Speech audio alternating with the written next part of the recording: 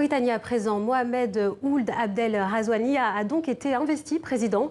La cérémonie a eu lieu dans un centre de congrès près de Nouakchott. Après son élection contestée en juin dernier, le dauphin du président sortant, Mohamed Ould Abdelaziz, entend, dit-il, remplir ses fonctions en toute impartialité. Et retrouvons Édouard Dropsy. Édouard, quel est le bilan de Mohamed Ould Abdelaziz, le président sortant ? Oui, alors juste après son coup d'État en 2008, la priorité de Mohamed Ould Abdelaziz a été de sécuriser la Mauritanie. Face à la menace terroriste, des attentats avaient alors régulièrement lieu dans le pays.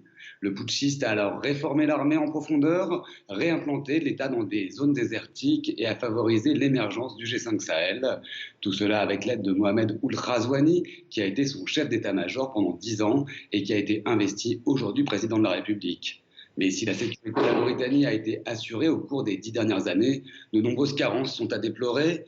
Dans de nombreuses parties du pays, les services de base comme l'accès à l'eau, à la santé ou à l'éducation sont quasi inexistants. Quant à la liberté de la presse, celle-ci est en nette régression. La Mauritanie a perdu 24 places au classement de Reporters sans frontières ces 2 dernières années.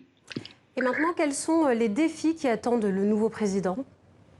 Eh bien, le développement, surtout dans une logique de changement dans la continuité, afin de poursuivre le travail de Mohamed Ould Abdelaziz.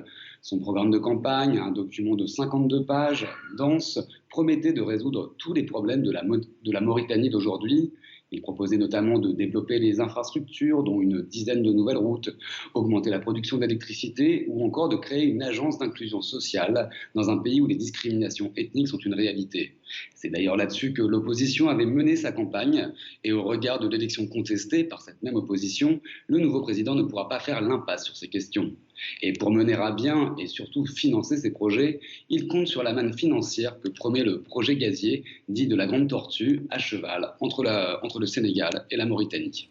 Édouard Dropsy, correspondant TV5 Monde.